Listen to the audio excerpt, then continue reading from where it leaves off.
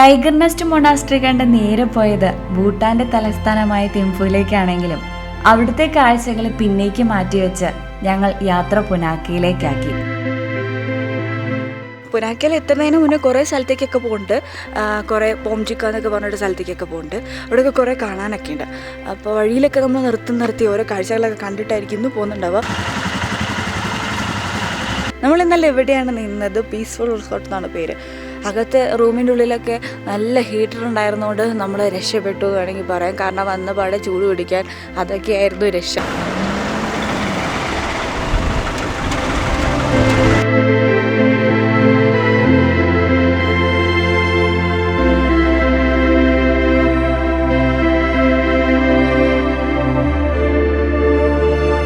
വർക്ക്ഷോപ്പിൽ വന്നതാണ്. കാരണം വണ്ടിക്ക് നമ്മൾ നേരത്തെ പറഞ്ഞല്ലോ പ്രശ്നം ഉണ്ടെന്ന് ചിലവരുടെയൊക്കെ.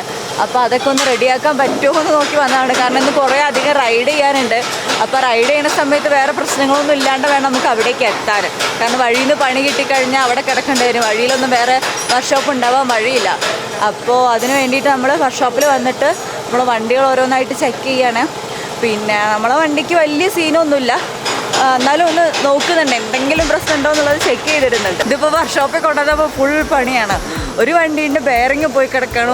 ഒരു വണ്ടിക്കാണെങ്കിലും നമ്മളുടെ ഇതില്ല, ബ്രേക്ക് പാഡ് ഇല്ല. അപ്പോൾ വണ്ടി ബെയറിങ് പോയ വണ്ടി ഫുള്ള് ടയർ അഴിച്ചു, അതിൻ്റെ ഹാൻഡിലൊക്കെ അഴിച്ച് മാറ്റിയിട്ടൊക്കെയാണ് ചെക്ക് ചെയ്യുന്നത്. നമ്മളെ വണ്ടിക്കും പണി കിട്ടിയിരിക്കുകയാണ്. അതിൻ്റെ ഡിസ്ക് ബെൻഡായിട്ടുണ്ട്. അപ്പം അതിൻ്റെ പണി നടന്നുകൊണ്ടിരിക്കുകയാണ്. ഇനിയിപ്പോൾ ഇതൊക്കെ കഴിഞ്ഞിട്ട് എപ്പോൾ അവിടെ എത്തും എന്നറിയില്ല. ഈ ബൈക്ക് തന്ന കമ്പനിക്കാർ ഇത് മെയിൻറ്റെയിൻ ചെയ്യുന്നില്ല എന്നാണ് തോന്നണത്. ഇതേപോലെ റൈഡേഴ്സ് ആരെങ്കിലും എടുത്തുകൊണ്ട് പോകുമ്പോൾ മാത്രമായിരിക്കും പ്രശ്നം വന്നിട്ട് വർക്ക്ഷോപ്പിൽ കൊണ്ടുപോയിട്ട് നന്നാക്കണതെന്നാണ് തോന്നുന്നത്. ഇതിപ്പോൾ ആകെ പോസ്റ്റായ മട്ടാണ്. പണിയൊക്കെ ഏകദേശം കഴിഞ്ഞിട്ടുണ്ട്. നീണ്ട പോസ്റ്റിന് ശേഷം എൻ്റെ അമ്മോ രാവിലെ 8 മണിക്ക് പോകേണ്ടതാണ്. 12 മണിയായി. ഇതിപ്പോൾ ഏകദേശം തേന മട്ടാണ്. കാരണം ഇനിയിപ്പോൾ നൈറ്റിൽ റൈഡ് ചെയ്യേണ്ടി വരും. ബൈക്ക് പണിയൊക്കെ കഴിഞ്ഞിപ്പോൾ ഏകദേശം നമ്മൾ ഉച്ചയോടടുത്തിട്ടുണ്ട്. ഇനിയിപ്പോൾ എവിടെന്നെങ്കിലും ഫുഡ് കഴിച്ചിറങ്ങുമ്പോഴത്തേനും വീണ്ടും 1:30 പിന്നെ പോകുമ്പോഴത്തേനും സമയം കുറയാവും. എന്താവും എന്നറിയില്ല. ഇനിയിപ്പോൾ പോകണം നമുക്ക് ഇവിടുന്ന്. വർക്ക്ഷോപ്പിൽ നിന്ന് നേരെ വണ്ടിയൊക്കെ ഓടിച്ച് വളവുകളും തിരിവുകളും കുറേ ഒരു നമ്മളെ ചുരം പോലെയുള്ള ഏരിയയാണ്. അവിടുന്ന് കുറച്ച് ദൂരം പോന്നാൽ മതി. പക്ഷെ നല്ല റോഡൊക്കെ ആയിരുന്നു കേട്ടോ. വഴിയിലൊക്കെ കാണാൻ നല്ല ഭംഗിയുണ്ടായിരുന്നു അവിടുന്ന് വരുന്ന വഴിക്കും. അങ്ങനെ ദോച്ചുല്ല പാസിലെത്തിയിരിക്കുകയാണ്. ഇവിടെ ഇങ്ങനെ കുറേ സ്തൂപങ്ങളൊക്കെ കൊടുത്തിട്ടുണ്ട്. ഇത് കാണാൻ നല്ല ഭംഗിയാട്ടോ. ഇതിൻ്റെ ഫ്രണ്ട് ഏരിയ ആണെങ്കിലും ഏത് സൈഡിൽ നോക്കിയാലും ഒരേപോലെ ഇരിക്കുന്നുണ്ട്. ദോച്ചുല്ല പാസിന്റെ ഏറ്റവും മുകളിലാണ് സ്തൂപങ്ങളുള്ളത്. തിംഫുയിൽ നിന്ന് പുനാക്ക പോകുമ്പോൾ ഉറപ്പായും കാണേണ്ട സ്പോട്ടാണ് ദോച്ചുല്ല ചോട്ടൻ. ചോട്ടൻ എന്ന് പറയുന്ന ഈ സ്തൂപങ്ങൾ സ്മാരകങ്ങളാണ്. നല്ല ഭംഗിയുള്ള കുറേ സ്തൂപങ്ങൾ കേട്ടോ. ഏകദേശം ഒരേപോലെയാണ് എല്ലാ സ്തൂപങ്ങളും. മേ ബി അതിന് എന്തെങ്കിലും ഡിഫറൻസ് ഉണ്ടാവും, എനിക്കറിയില്ല. പക്ഷെ നമുക്ക് കാണുമ്പോൾ എല്ലാം ഒരേപോലെയുണ്ട്. ആരെയും ആകർഷിക്കുന്ന തരത്തിൽ ഒരു കുന്നിന് മുകളിൽ 3 നിലകളിലായി 108 സ്തൂപങ്ങൾ അതിമനോഹരമായി വൃത്താകൃതിയിൽ നിർമ്മിച്ചിരിക്കുകയാണ്. ശരിക്കും ഈ ചോട്ടൻ ഇവിടെ പണിയാൻ ഒരു കാരണമുണ്ട്. ഇന്ത്യയിലെ ആസാമിൽ നിന്നുള്ള തീവ്രവാദികൾ ഭൂട്ടാനിലേക്ക് അതിക്രമിച്ച് കയറി ഭൂട്ടാനിൽ അവരുടെ ക്യാമ്പ് സ്ഥാപിക്കാൻ തുടങ്ങി. ആ സമയത്ത് ഭൂട്ടാൻ പട്ടാളം മുന്നറിയിപ്പ് നൽകിയിട്ടും അവർ പിന്മാറാതിരുന്നപ്പോൾ പട്ടാളം അവരെ തുരത്തുകയായിരുന്നു. ഓപ്പറേഷൻ ഓൾ ക്ലിയർ എന്നറിയപ്പെട്ട ആ ഏറ്റുമുട്ടലിൽ വിജയിച്ചതിന്റെ ഭാഗമായാണ് ദോച്ചുല്ല ചോട്ടൻ ഇവിടെ ഉയർന്നത്. അന്ന് മരണപ്പെട്ട ഭൂട്ടാൻ സൈനികരുടെ അനുസ്മരണ ചടങ്ങുകൾ വർഷം തോറും ഇവിടെ നടക്കാറുണ്ട്. നമ്മളിതിൻ്റെ മുകളിൽ കയറിയതാട്ടോ. എൻ്റെ മോനെ ഇവിടെ നിന്നുണ്ടല്ലോ, ആ ഭാഗത്തേക്ക് നോക്കുമ്പോൾ നല്ല വ്യൂ, കുറേ വാലീസ് കാണാം. പിന്നെ കുറേ വഴികൾ പോലെ കാണുന്നുണ്ട്. അത് പുഴയാണോ വഴിയാണോ എന്നൊന്നും മനസ്സിലാവുന്നില്ല. പക്ഷെ അതിൻ്റെയൊക്കെ അപ്പുറത്ത് ദൂരം മലേൻ്റെ മുകളിലൊക്കെ ഉണ്ടല്ലോ ചെറിയ മഞ്ഞ് ഇങ്ങനെ വീണ് കിടക്കുന്നുണ്ട്. അപ്പോൾ അതിങ്ങനെ നമുക്ക് ഇവിടുന്ന് കാണാൻ പറ്റും. ഇതിൻ്റെ ടോപ്പിൽ കയറിയാൽ മതി. ചുറ്റും മേഘം മൂടിയ താഴ്വരകളും മഞ്ഞ് വീണ് തുടങ്ങിയ മലകളും കണ്ട് അവിടെ നിന്നിറങ്ങി അടുത്ത സ്ഥലത്തേക്ക് യാത്ര തുടർന്നു. കാടുമൂടിയ വഴികളിലൂടെയാണ് ബൈക്ക് യാത്ര. ഇടയ്ക്കിടയ്ക്ക് ചെറിയ ഗ്രാമങ്ങൾ കാണാം. അതിനടുത്ത് മലമടക്കുകൾക്കിടയിൽ ഇവിടുത്തെ പരമ്പരാഗത തൊഴിലായ കൃഷിയും നടക്കുന്നുണ്ട്. കൃഷി ചെയ്യുന്നതൊക്കെ വിൽക്കാൻ സർക്കാർ തന്നെ തയ്യാറാക്കിയ പ്രത്യേക കേന്ദ്രങ്ങളും ഇവിടെയുണ്ട്. നമ്മൾ പകുതി വഴിയിൽ നിന്ന് റെസ്റ്റ് എടുക്കാൻ നിർത്തിയതാണ്. ഇതൊരു മാർക്കറ്റ് പോലത്തെ ഏരിയയാണ് തോന്നുന്നു. കുറേ കടകളുണ്ട് കേട്ടോ. പച്ചക്കറിയൊക്കെ ഒരുമാതിരി ഫ്രഷ് ആയിട്ടുള്ള പച്ചക്കറി, ഭയങ്കര ഫ്രഷ് എന്ന് പറഞ്ഞാൽ വൻ ഫ്രഷ് പച്ചക്കറി. നിറമൊക്കെ കണ്ടാലുണ്ടല്ലോ കണ്ണ് വരെ തിളങ്ങിപ്പോണ കളറാണ്. ഇവിടെ എല്ലാ സാധനവും അവൈലബിൾ ആണ്. ഈ കിട്ടുന്ന സാധനമൊക്കെ ഇവിടെ തന്നെ കർഷകരുണ്ടാക്കുന്നതാണ്. മാത്രമല്ല എന്നിട്ട് ഇതിവിടെ വിൽക്കാൻ വയ്ക്കും. എന്നിട്ട് ബസ് ഇതുവഴി പോകുന്ന ബസ്സൊക്കെ ഇവിടെ നിർത്തും. ആൾക്കാർക്ക് വേണ്ട സാധനം ഇവിടുന്ന് വാങ്ങിയിട്ട് പോവാം. പിന്നെ കർഷകർ ബസ്സിൽ അവരുണ്ടാക്കിയ സാധനങ്ങളൊക്കെ കൊണ്ടുവന്നിട്ട് ഇവിടെ കൊണ്ടുവന്ന് വയ്ക്കും. ഇത് ഗവൺമെൻറ് ഉണ്ടാക്കിയ ഏരിയ ആണ്. അപ്പോൾ ഇവിടെ നിന്ന് വാങ്ങേണ്ടവർക്ക് വാങ്ങാം, ഇവിടെ കൊണ്ടുവന്ന് വിൽക്കേണ്ട കർഷകർക്ക് അങ്ങനെയും ചെയ്യാം.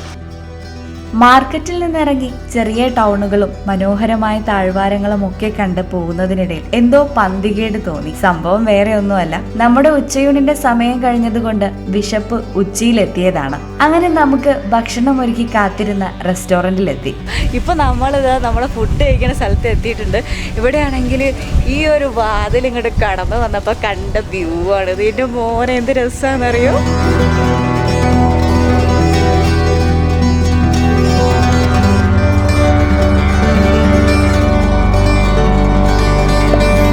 ശരിക്കും ഹൃദയത്തിൽ അള്ളിപ്പിടിക്കുന്ന കാഴ്ച.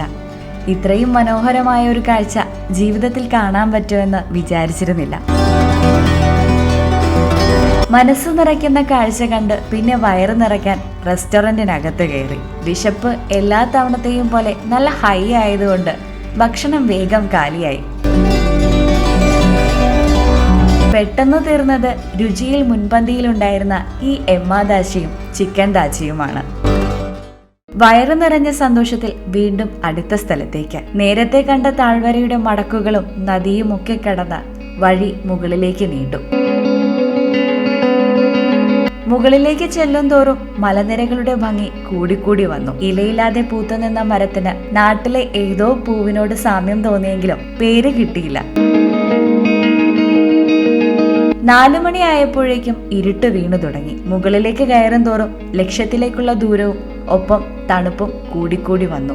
ബൈക്ക് തന്നവര് കൃത്യമായി സർവീസ് ചെയ്തിരുന്നെങ്കിൽ ഇത്രയും വൈകില്ലായിരുന്നല്ലോ എന്നൊക്കെ ചിന്തിച്ചു. അതിനിടയ്ക്ക് ബാക്കിയുള്ളവർ പോയി വരുന്നത് വരെ വഴിയിൽ നിന്നാലോ എന്ന് വരെ ഓർത്തു.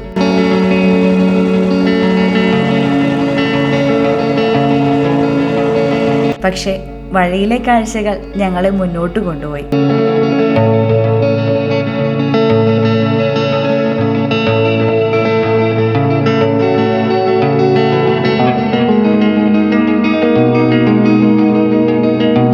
യാത്രക്കിടയിൽ തന്നെ പോബ്ജിക്കയിലെ താഴ്വാരം ഞങ്ങളെ സ്വാഗതം ചെയ്തു. മനോഹരമായ ദൃശ്യഭംഗി സമ്മാനിച്ചായിരുന്നു ആ വരവേൽപ്പ്. അവസാനം പോബ്ജിക്കയിൽ എത്തിയപ്പോഴേക്കും വീഡിയോ എടുക്കാനോ മിണ്ടാനോ പറ്റാത്തതും പോരാഞ്ഞ് ഇരുട്ടത്ത് ഒന്നും കാണാനും പറ്റാത്ത അവസ്ഥയായിരുന്നു. നമ്മൾ എത്തിയിരിക്കുകയാണ്. നല്ല തണുപ്പാണ്. നമുക്ക് തണുപ്പ് കാരണം പറയാൻ പറ്റുന്നില്ല, ദൈവമേ. പക്ഷേ നല്ല തണുപ്പുണ്ട് കേട്ടോ. ഈ വാലിയിൽ എല്ലാവരും കാണാൻ വരുന്നൊരു ഏരിയയാണ്. മാത്രമല്ല ഇവിടെയാണെങ്കിൽ കുറേ ഭൂട്ടാനീസ് താമസിക്കുന്നുണ്ട്. പിന്നെ ഇവിടെ തൊട്ടപ്പുറത്തൊരു റിവറൊക്കെ ഉണ്ട്. നല്ല ആഴമുള്ള റിവറാണെന്നാണ് പറഞ്ഞത്. ഇവിടെ ചെറിയൊരു അരുവിയൊക്കെ ഒഴുകി അതിൻ്റെ മുകളിലോട്ട് അങ്ങോട്ടേക്ക് പോകുന്നുണ്ട്. എൻ്റെ മുഖം ഒന്നും വരുന്നില്ലല്ലോ. കൈയൊക്കെ നല്ലപോലെ വിറയ്ക്കുന്നുണ്ട്. വീഡിയോ എടുക്കുന്നതൊക്കെ ആകെ ശരിക്കാണ്. ഇങ്ങോട്ടേക്ക് വരാൻ നേരത്തൊന്നും നമുക്ക് എടുക്കാൻ പറ്റുന്നില്ലായിരുന്നു. കാരണം കയറി വരുമ്പോൾ ഇങ്ങനെ തണുപ്പ് ഇങ്ങനെ കൂടി വരിക. അപ്പോൾ കൈയൊന്നും നമുക്ക് ക്യാമറ എടുത്ത് അതിങ്ങനെ ഓപ്പറേറ്റ് ചെയ്യാനൊന്നും പറ്റുന്നില്ലായിരുന്നു. പക്ഷേ ഇങ്ങനെയൊക്കെ നമ്മളിവിടെ എത്തി. നമ്മളിവിടെ കുറച്ച് നേരം നിന്നു. കുറേ അധികം നേരം നിൽക്കാൻ പറ്റില്ല, തണുപ്പ് കാരണം നല്ലപോലെ വിറയ്ക്കുന്നുണ്ട്. കണ്ട് നിൽക്കാൻ നല്ല രസമുള്ള സ്ഥലം കേട്ടോ. കുറച്ചുകൂടെ നേരത്തെ ആയിരുന്നെങ്കിൽ നല്ല ഭംഗിയായിരുന്നു. പക്ഷേ നമ്മൾ രാവിലത്തെ ആ വർക്ക്ഷോപ്പിൽ പോക്ക് കാരണം എല്ലാം കോളായിട്ടുണ്ട്. ഇനിയിപ്പോൾ നമ്മൾ നേരെ തിരിച്ചു പോവാണ്. അയ്യോ.